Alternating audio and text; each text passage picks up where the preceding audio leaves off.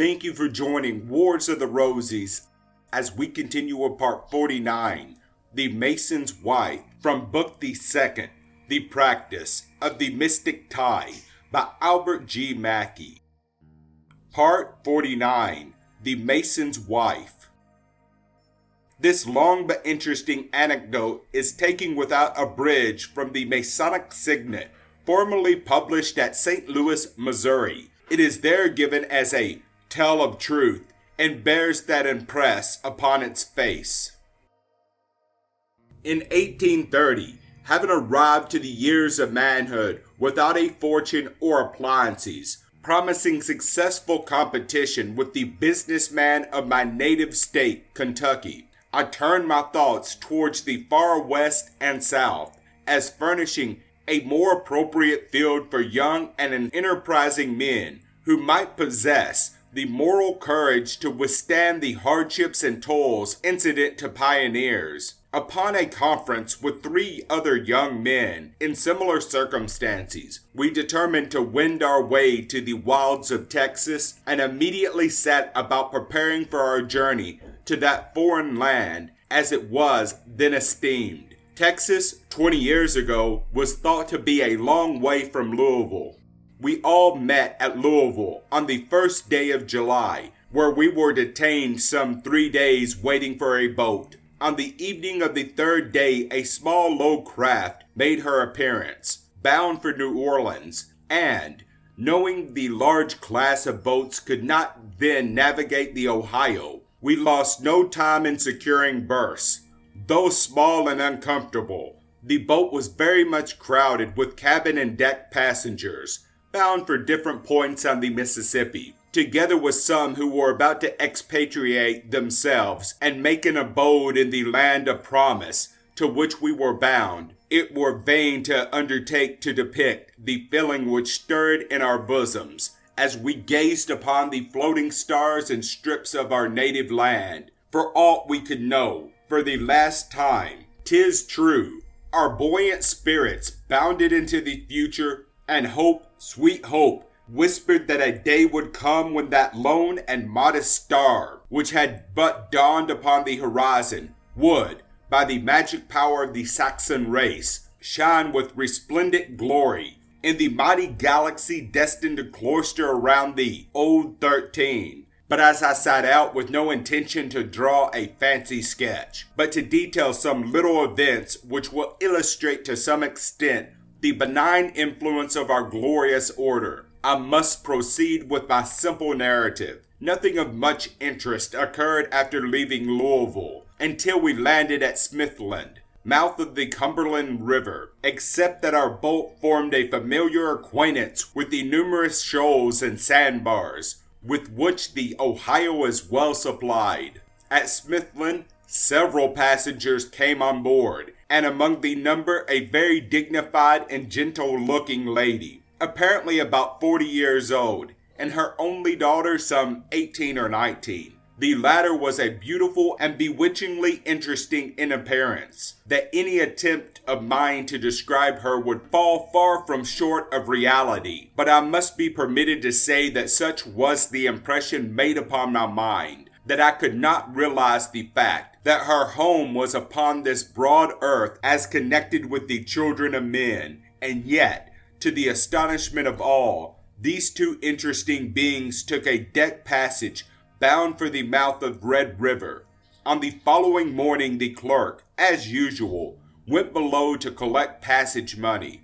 The elderly lady informed him that she was about as much money as would meet her demand, but if he took it all, she and her daughter would be placed on shore penniless, among strangers. The feeling and gentlemanly clerk declined accepting the money until he could state the facts to the captain and receive his orders. The captain, on hearing the statement, desired the clerk to desist, promising to call on the ladies himself, and in a few hours did so, and spent some time very agreeably in their company, and took occasion to repeat his calls several times during the day. The day following he also continued his calls, and made on one occasion some advances towards the young lady, which led her to believe his intentions were not of the most honorable kind. Feeling keenly the insult and reflecting upon her dependent condition, she was for an instant embarrassed and uncertain what course to pursue. But, being possessed of a strong mind and quick perception, she soon recovered self-control and gave the captain a signal of distress from a degree called Masonic, sometimes given to the wives and daughters of master masons. The captain recognized the signal, stepped back, as if electrified, and with uplifted hands, beseechingly inquired, "In the name of God, where did you obtain that?" She answered with a sweet-toned voice of an angel, "From my husband, father, and brother." The unexpected answer seemed only to confuse the captain the more, for he certainly had not supposed she was a married woman.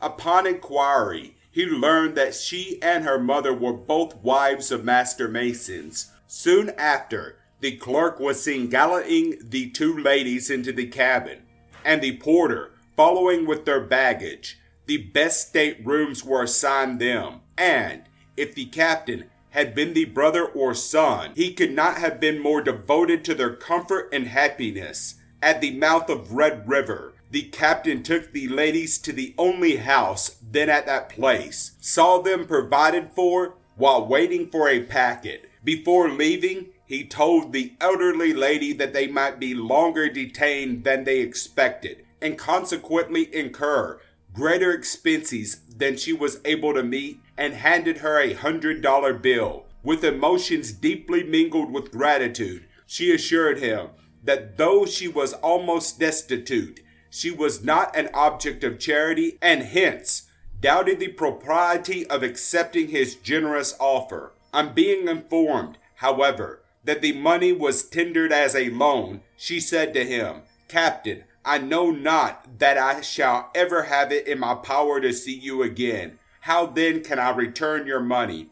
The captain assured her that as her son and son-in-law were masons, they would know how to ensure his receiving it when it was entirely convenient to repay it, and bade them an affectionate adieu. At this moment both ladies were overcome by feelings of gratitude, and tears, not words, responded to his parting farewell. My companions and myself continued on the boat to New Orleans, not knowing whether we would proceed thence by sea to Galveston, or by the Red River route. After remaining some 3 days in the city, we found a boat bound for Alexandria, and determined to take passage on her, and proceeded as far up the river as we could, and thence by land to San Philip de Austin. On the steamer Lioness, we had a very pleasant trip to the mouth of Red River, at which point we took on several passengers, and among the number the two heroines of my narrative.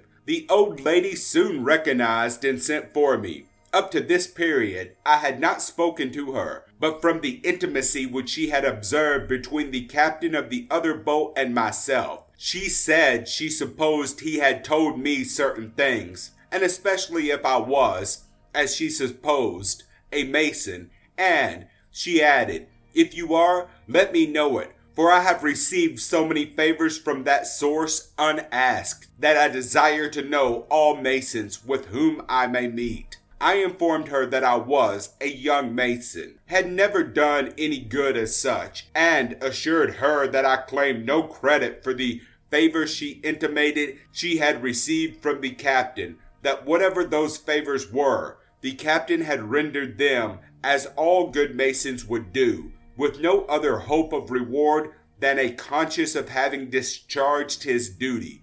"I presume, sir," she said, "the captain informed you of his generous and magnanimous conduct on taking leave of us at the mouth of the river." "No, madam," I replied.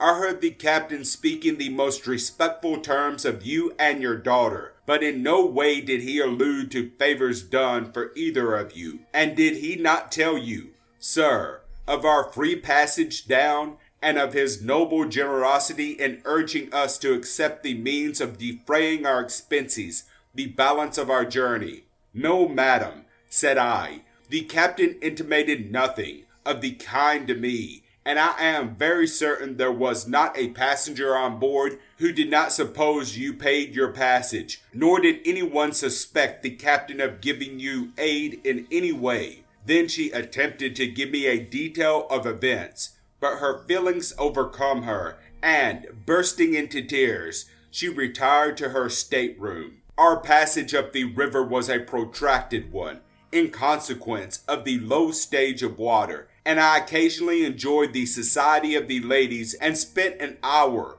very pleasantly, but no further allusion was made to the captain. At Alexandria, we were informed that the boat could not ascend the river any further, and we were all forced to take our chances by land conveyance. My companions agreed to take charge of our baggage, leaving me at liberty to give my attention to the ladies and see them provided for. In charge of the ladies, I was about to descend the steps from the boiler deck, when the young lady remembered to have left a small package in the ladies' cabin. I immediately hastened back, and, on my return to resume my charge, I was rather taken aback by beholding a man rather roughly clad, of tall stature, spare built, having long, rough, black, shrunken eyes, large mouth, and of swarthy complexion. In short, his whole appearance was anything but prepossessing, and yet this man was actually embracing the innocent, the pure, the beautiful young lady, and anon seized an occasion to give the old lady an affectionate salutation. The bustle and excitement of such a meeting being over, the young lady turned and introduced me to her husband. He seemed at once to divine my position and proceeded in a courteous and gentlemanly manner to tender me his thanks for my attention to his family, and expressed a desire further to cultivate my acquaintance. We were detained at the hotel several days in providing horses, arms, etc. for the further prosecution of our journey, and I embraced the opportunity of knowing more of the gentleman, and, so far from finding him repulsive and disagreeable, he proved, in all respects, the very reverse, a gentleman of highly cultivated mind and polished manners. During my short intercourse, I learned his entire history. His father was a wealthy and influential citizen of Kentucky, who spared no pains or money in the education of this, his only child. This young man lost his mother when he was about 19 years old. At the age of 20, his father put him to the study of medicine. At 24, he obtained his diploma from the Medical School of Transylvania University, Kentucky, and returned home only in time to see his father die. He then determined to leave his native state and endeavor to raise in wealth and usefulness in a new and growing country, and advertised his large estate for sale, except about 30 choice hands, on 6 and 12 months' credit. About this time he made the acquaintance and fondly loved this beautiful young lady and married her. About 2 months after, he took his 30 hands and, leaving his wife with her mother, started for Texas for the purpose of opening a farm and providing some comforts for the location of his family. Before leaving, it was understood that his wife and mother-in-law were to collect the proceeds of the first notes due, or a sufficient amount to meet their expenses, and meet him at Nacogdoches by a given time. At the appointed time he repaired to that point, but there he learned that no boats could ascend higher than Alexandria, and hence he proceeded to the latter place. His wife and her mother had used every means in their power to collect the money spoken of, but entirely failed, and the old lady, having on hand about $40, she said she determined to keep her promise by taking the chances of success, placing full reliance upon that Providence, who had never forsaken her, while her own shoulder was at the wheel, and, continued she, I thank God that in this enterprise I had the clearest proof of the fulfillment of all his promises, and I may further add, that another opportunity has been afforded me of witnessing the magic power of Freemasonry. I have only to add that the $100, together with the full price of passage, were soon placed in the hands of the boat's agent at New Orleans. The captain is still living and is owner of one of the finest palaces that float upon these southern waters, and has an interest in several others. I have met him often, but he never alludes to the foregoing incidences, unless the subject is called up by another. He has assured me that he received every dollar due him and more than he would have ever charged the ladies for their passage under any circumstances. I have not given this truthful sketch because I thought any of the incidents were remarkable or thrillingly interesting, but mainly for the purpose of giving another proof of the power and usefulness of Freemasonry. Thank you for watching, and please don't forget to share, like, subscribe, and comment. And if you can, please consider donating to Wars of the Rosies. Links to PayPal and Patreon are in the description. Thank you so very much.